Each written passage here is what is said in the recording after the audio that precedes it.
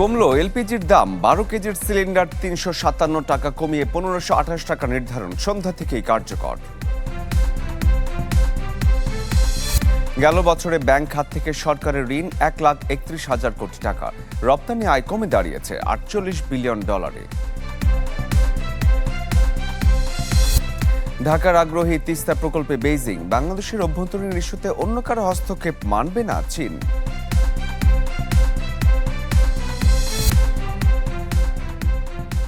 আপনাদের সবাইকে আমন্ত্রণ জানাচ্ছি মার্কেন্টাইল ব্যাংক পিএলসি বিজনেস 24-এ। পুরো আয়োজন জুড়ে আমি শরীফুল হক সাথে আছি। কমলো এলপিজির দাম। 12 কেজির সিলিন্ডার 357 টাকা কমিয়ে 1528 টাকা নির্ধারণ করা হয়েছে, যা কার্যকর হলো সন্ধ্যা থেকে। রাজধানী রমনায় বিইআরসি কার্যালয়ে জুলাই মাসের দাম ঘোষণা করেন সংস্থাটির চেয়ারম্যান জালাল আহমেদ। এছাড়া গাড়িতে ব্যবহৃত অটো গ্যাসের দাম নির্ধারণ করা হয়েছে লিটার প্রতি 70 টাকা। মধ্যপ্রাচ্যে সংকট কেটে যাওয়ার আভাসে বিশ্বজুড়েই কমছে সব ধরনের জ্বালানির দাম, যার সাথে এবার সমন্বয়ের পথে হাঁটল সরকারও। এপ্রিলে 2 দফা দাম বৃদ্ধির পর এবার এলপিজির দর কমালো বিইআরসি। বাসাবাড়িতে সবচেয়ে বেশি ব্যবহৃত 12 কেজি সিলিন্ডারের দাম 357 টাকা কমিয়ে নির্ধারণ করা হয়েছে 1528 টাকা, অর্থাৎ প্রতি কেজিতে কমেছে 30 টাকার মতো। প্রতি 12 কেজিতে এখানে কমেছে 357 টাকা। কোম্পানি বিক্রি করবে 1433 টাকায়, পাইকারি বিক্রি করবে 1483 টাকায় এবং খুচরা বিক্রেতা বিক্রয় করবে 1528 টাকায়। কমানো হয়েছে গাড়িতে ব্যবহৃত অটো গ্যাসের দামও। লিটার প্রতি প্রায় 16 টাকা কমিয়ে নতুন দাম 70 টাকা 40 পয়সা। অটো গ্যাস যেটা ছিল এটা হলো 70.40 টাকা অটো গ্যাস, এটাও কমেছে। তখন যেটা ছিল সমস্যা যে জাহাজগুলি ভাড়া চাচ্ছিল বেশি, আর আমাদের যে দাম ছিল সেই দামের কারণে লোকাল ব্যাংকগুলি এলসি খুলতেছিল না। So that was A real problem at that time. তবে সরকারি কোম্পানির সরবরাহ করা 12 কেজি সিলিন্ডারের দাম আগের মতোই 825 টাকাতেই অপরিবর্তিত থাকছে। সরকারের কি পদক্ষেপ নিয়েছে আমরা জানতে চাইতে পারি। শফি মাহমুদ সাগর, চ্যানেল 24, ঢাকা। 2025-2026 অর্থ বছরে ব্যাংক ব্যবস্থা থেকে সরকারের ঋণ ছাড়িয়েছে 1,31,000 কোটি টাকা। বাংলাদেশ ব্যাংকের সবশেষ হিসেবে এমন তথ্য উঠে এসেছে। গেল অর্থ বছর অর্থাৎ 2025-2026 অর্থ বছরে এই অভ্যন্তরীণ খাত থেকে সরকারের ঋণের লক্ষ্যমাত্রা ছিল 1,04,000 কোটি টাকা, অর্থাৎ লক্ষ্যের থেকে 27,000 কোটি টাকার বেশি ঋণ নিয়েছে সরকার। এর মধ্যে 6,500 কোটি টাকা বাংলাদেশ ব্যাংক থেকে নিয়েছে সরকার।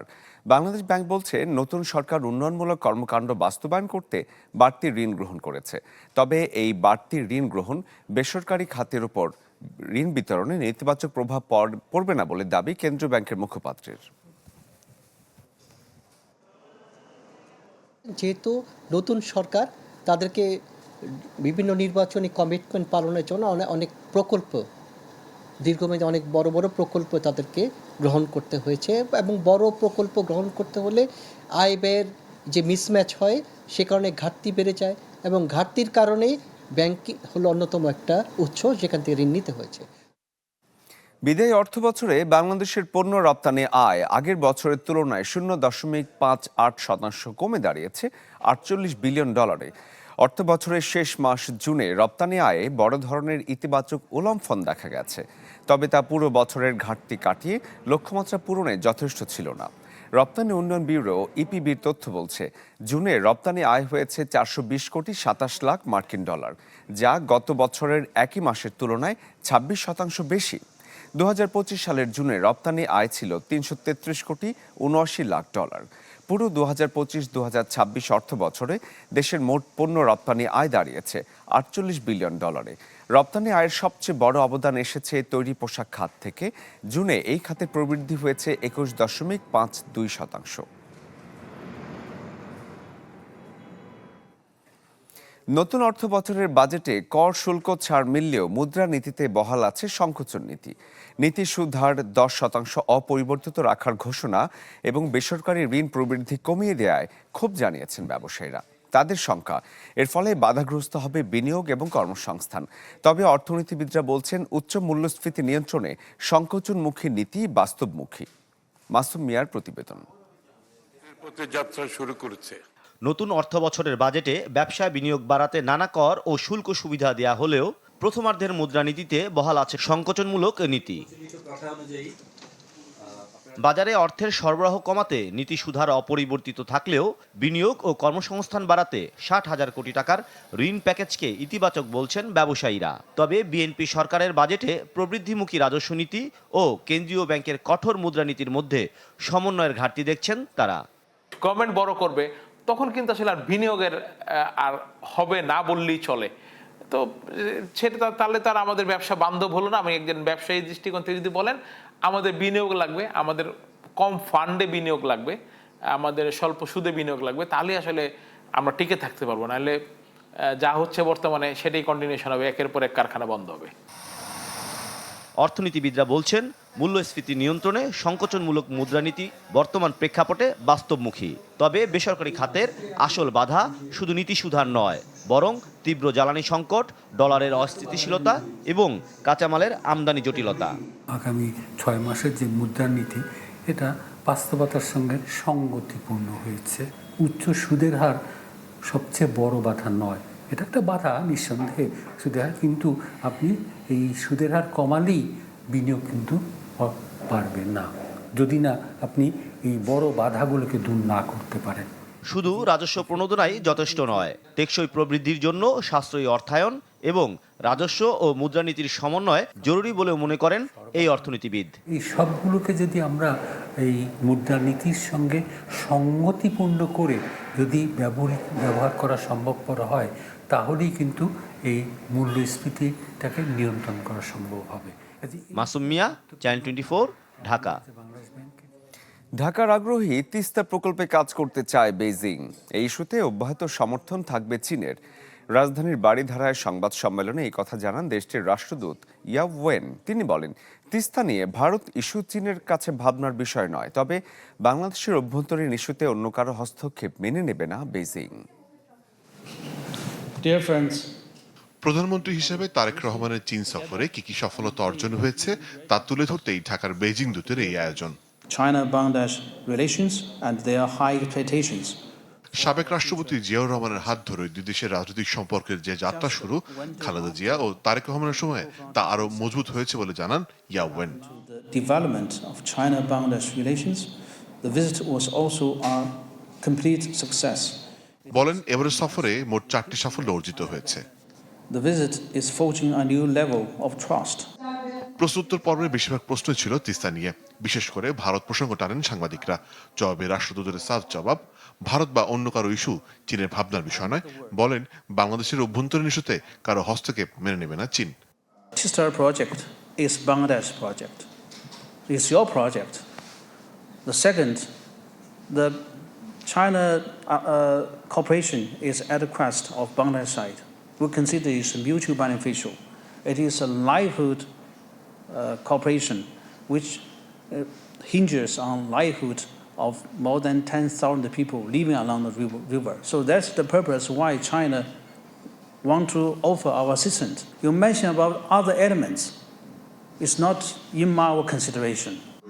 এবারে সফরে উভয় দেশের মধ্যে কূটনৈতিক ও প্রতিরক্ষা ক্ষেত্রে নতুন মাত্রা যোগ করেছে বলে মনে করেন ইয়াও ওয়েন। বলেন, তার দেশের কৃত্রিম বুদ্ধিমত্তাকে সন্দেহ চোখে দেখার কোনো কারণ নাই। Now we are the Committee for Shared Future. So it is a new definition of the cooperation. It means the highest level of cooperation. Intervene in China internal affairs. Even now, we face the same attempt by some elements. You must understand. So we fully understand the situation now faced by Bangladesh. So the message is very clear conveyed to Bangladesh that, China support Bangladesh to object any foreign intervention. প্রশ্ন ছিল অর্থনৈতিক corridor নিয়েও। চীনা রাষ্ট্রদূত জানান, বাংলাদেশ থেকে পণ্য সমুদ্রপথে মিয়ানমারে যাবে, সেখান থেকে পৌঁছে যাবে চীনে। Land connectivity and also maritime, the cooperation between ports. ইয়াও ওয়ান বলেন, প্রধানমন্ত্রী চীন সফরে দ্বিপাক্ষিক কৌশলগত সম্পর্ক উন্নয়ন হয়েছে। China-Bangladesh community of shared future. Morshed Hasib, channel 24, Dhaka. 2026-2027 অর্থ বছরের বাজেটে কাঁচামালের উপর আরোপ হয়নি কোনো বাড়তি শুল্ক। এরপরও ঘোষণা ছাড়াই টয়লেট্রিজ পণ্যের দাম বাড়িয়েছে বিভিন্ন কোম্পানি। একে ভোক্তাদের সাথে স্পষ্ট প্রতারণা বলছে ভোক্তা অধিকার সংগঠন ক্যাব। এমন কাণ্ডে জড়িতদের বিরুদ্ধে কঠোর ব্যবস্থা নেওয়ার আহ্বান তাদের। মরিয়ম আজিজ মৌরিনের রিপোর্ট। 14 বছর ধরে মুদি দোকান চালাচ্ছেন রাজধানীর মোহাম্মদপুর এলাকার নুরুল ইসলাম। প্রতি বছর বাজেট ঘোষণার পর জিনিসপত্রের দাম বৃদ্ধির ঘটনা তার কাছে অনেকটাই চেনা। তবে তেমন আলোচনা সমালোচনা না থাকার পরেও এবারের ঘটনায় বেশ হতবাক তিনি। জানান, প্রতি কেজি হুইল পাউডারের দাম 1 লাফে বেড়েছে 10 থেকে 15 টাকা। সব সামান পাউডার সবগুলোর দাম বাড়তি। এখন মানুষ তো হতাশ। পাউডার আপনার কেজিতে আপনার 10 টাকা 15 টাকা এরকম বাড়ছে। আরেক মুদি দোকানি মোহাম্মদ বাদল জানান, লাক্স, ডেটল, ব্রাশ কিংবা পেস্ট সবকিছুর গায়ে এখন বাড়তি দামের সিল। লাক্স সাবান, ডেটল সাবান এগুলো আসলে 50 টাকা, 40 টাকা, 50 টাকা। ওই সাবানগুলো এখন দাঁড়াইছে 70 টাকা, 90 টাকা, 80 টাকা। অনেক দাম বাড়ে বলছে। এখন মানে আগের চেয়ে অনেক সেল কম। বহুজাতিক প্রতিষ্ঠান ইউনিলিভারের তথ্য বলছে, হুইল, লাইফবয়, লাক্স, সানসিল্ক, ভিম কিংবা গ্লো অ্যান্ড লাভলি এইসব পণ্যের প্রায় 95% এখন উৎপাদিত হচ্ছে বাংলাদেশে। অথচ নতুন অর্থ বছরে কোনো ঘোষণা ছাড়াই বাড়ানো হয়েছে এসব পণ্যের দাম। ফলে বাড়তি ভোগান্তিতে স্বল্প আয়ের মানুষ। নিত্য প্রয়োজনীয় জিনিসের দাম বাড়লে তো মধ্যবিত্ত যাদের ইনকাম লিমিটেড তাদের জন্য তো ভোগান্তি হয়। পেস্ট সাবান ইউজ করি, কিন্তু এটা আমাদের কাছে আসলে কষ্ট করে। এখন তো আমাদের ছাই ব্যবহার করতে হবে। তথ্য বলছে 2026-27 অর্থ বছরের বাজেটে প্রসাধন সামগ্রীর দুটি গুরুত্বপূর্ণ কাঁচামাল আমদানিতে সম্পূরক শুল্ক 30% থেকে কমিয়ে করা হয়েছে 10%। তাই দাম বৃদ্ধির ঘটনাকে গ্রাহকদের সাথে প্রতারণা বলে মনে করছে ভোক্তা অধিকার নিয়ে কাজ করার সংগঠন consumers association of Bangladesh, cab. বাজারে যেটা আছে এটা কিন্তু অনেক আগের প্রোডাক্ট এবং সেখানে তো আপনার আগের ডিউটি দিয়ে কিন্তু এটা বাজারে আসছে। এখন সেখানে দেখবেন যে অলরেডি ব্যবসায়ীরা কিন্তু দাম বাড়িয়ে দিয়েছে। তো এখানে যেটা আছে যে ব্যবসায়ীদের এই অনৈতিক চর্চা, এই সুযোগের তারা সদ্ব্যবহার করেছে। সাধারণ ভোক্তাদের স্বার্থবিরোধী কর্মকাণ্ডের জন্য জড়িত ব্যবসায়ী গ্রুপগুলোর বিরুদ্ধে কঠোর ব্যবস্থা নেওয়ার আহ্বান ভোক্তাদের। মরিয়ম আজিজ মৌরিন, চ্যানেল 24, ঢাকা। দেশের গণপরিবহন খাতে আধুনিক প্রযুক্তি নির্ভর যানবাহনের ব্যবহার বাড়ানোর লক্ষ্যে জাপানের বিশ্বখ্যাত ইসুজু ব্র্যান্ডের নতুন লাক্সারি বাস নিয়ে আসছে উত্তরা মোটরস লিমিটেড। রাজধানীতে বৃহস্পতিবার এক অনুষ্ঠানে বাসটির প্রযুক্তিগত সক্ষমতা, নিরাপত্তা এবং যাত্রী সেবার বিভিন্ন দিক তুলে ধরা হয়। সেখানে বলা হয়, এটি কর্পোরেট কর্মীদের শাটল, শিক্ষার্থী পরিবহন, বিমানবন্দর থেকে পিক অ্যান্ড ড্রপ এবং প্রিমিয়াম ট্যুর ও ভ্রমণের জন্য একটি আদর্শ মডেল হিসেবে কাজ করবে। প্রতিষ্ঠানটির কর্মকর্তারা জানান, নতুন ইসুজু লাক্সারি বাসে আধুনিক নিরাপত্তা ব্যবস্থা রয়েছে উন্নত ইঞ্জিন প্রযুক্তি, জ্বালানি সাশ্রয়ী সক্ষমতা এবং আরামদায়ক যাত্রী সেবার বিভিন্ন সুবিধা। We are going to introduce the air-conditioned Isuzu NQR minibus to the Bangladesh market. Our vision is to gradually transform public transportation through the introduction of electric buses. We ensure every Isuzu vehicle delivers long-term value, peace of mind and superior performance. দেশের পুঁজিবাজারকে আরও গতিশীল ও বিনিয়োগ বান্ধব করতে রাজনৈতিক বা অযাচিত কোনো হস্তক্ষেপ করা হবে না, এমন প্রতিশ্রুতি বিএসইসি চেয়ারম্যান মাসুদ খানের। সন্ধ্যায় ঢাকা স্টক এক্সচেঞ্জ ডিএসই আয়োজিত এক অনুষ্ঠানে বক্তব্য রাখেন তিনি। সেখানে তিনি বলেন, পুঁজিবাজারে অপ্রয়োজনীয় নজরদারিজনিত হয়রানি কমিয়ে কার্যক্রম আরও সহজ করা হবে।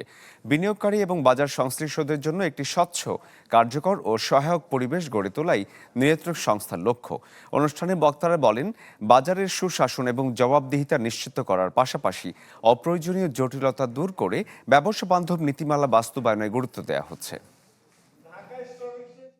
আমি চাই আজকে বলে দিচ্ছি, ঘোষণা করে দিচ্ছি যে আমরা 3 মাসের রিপোর্টিং আর চাইবো না। আমরা চাইবো 6 monthly reporting, not 3 monthly reporting.